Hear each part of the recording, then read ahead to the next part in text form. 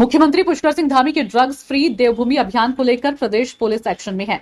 Police महानिदेशक दीपम सेठ के निर्देश पर एसटीएफ और लोकल पुलिस ने संयुक्त कार्रवाई करते हुए एमडीएमए ड्रग्स बनाने वाले गिरोह के सरगना कुणाल कोहली को नानकमत्ता से गिरफ्तार किया। कुणाल के पास 126 लीटर केमिकल, 28 किलो पाउडर और 7.41 ग्राम तैयार एमडीएमए ड्रग्स बरामद की गई है। ये सभी पदार्थ एनडीपीएस एक्ट के तहत प्रतिबंधित है। जानकारी के मुताबिक कुणाल चंपावत और पिथौरागढ़ में पोल्ट्री फार्म की यार्ड में ड्रग फैक्ट्री चला रहा था।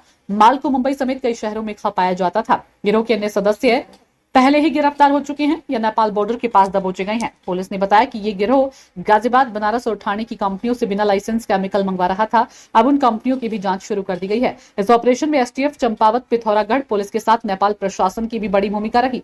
तकनीकी निगरानी और खुफिया इनपुट से इस गैंग के पूरे नेटवर्क को तोड़ा गया है। सभी लोगों का इस प्रेस ब्रीफिंग में मैं स्वागत करना चाहूंगा।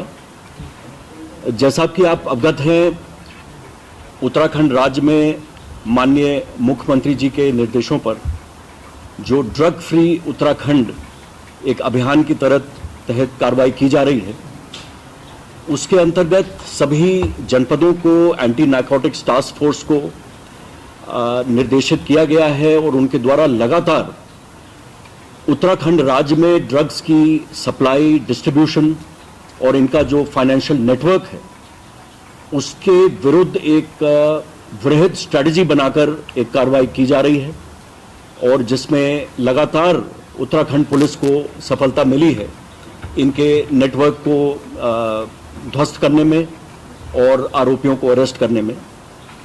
इसी ड्रग्स फ्री देवभूमि जो अभियान है, इसके अंतर्गत उत्तराखंड पुलिस को एक मेजर ब्रेक थ्रू मिला है।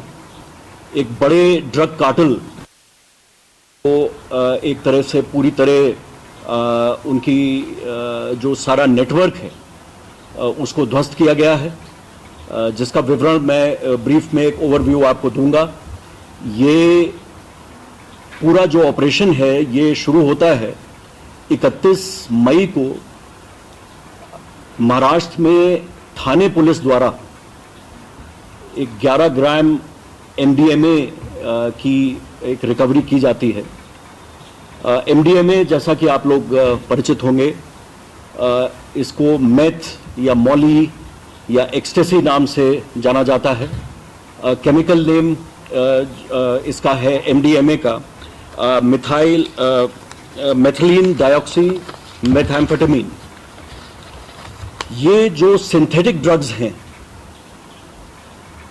इनमें सबसे हाई एंड प्रोडक्ट है। रफली अगर हम एनसीबी के मानकों को देखें तो रफली 2 करोड़ रुपए प्रति केजी का इसका इंटरनेशनल मार्केट में रेट है।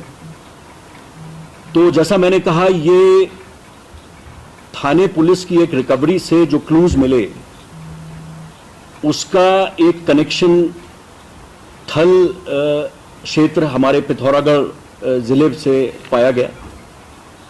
पिथौरागढ़ में एक संयुक्त कार्रवाई में एक्शन हुआ और वहां पे प्रीकर्सर केमिकल्स पकड़े गए।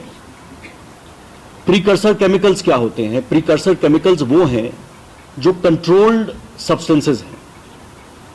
इनका जो भी सप्लाई है या इनका डिस्ट्रीब्यूशन है, इनकी मैन्युफैक्चरिंग है, ये सब कंट्रोल्ड है। ये एक लाइसेंस और परमिट के द्वारा ही की जाती है और इस तरह इन प्रीकर्सर केमिकल्स का कंट्रोल इसलिए ज़रूरी रहता है कि इनको ड्रग्स के बनाने में इनका दुरुपयोग संभव होता है।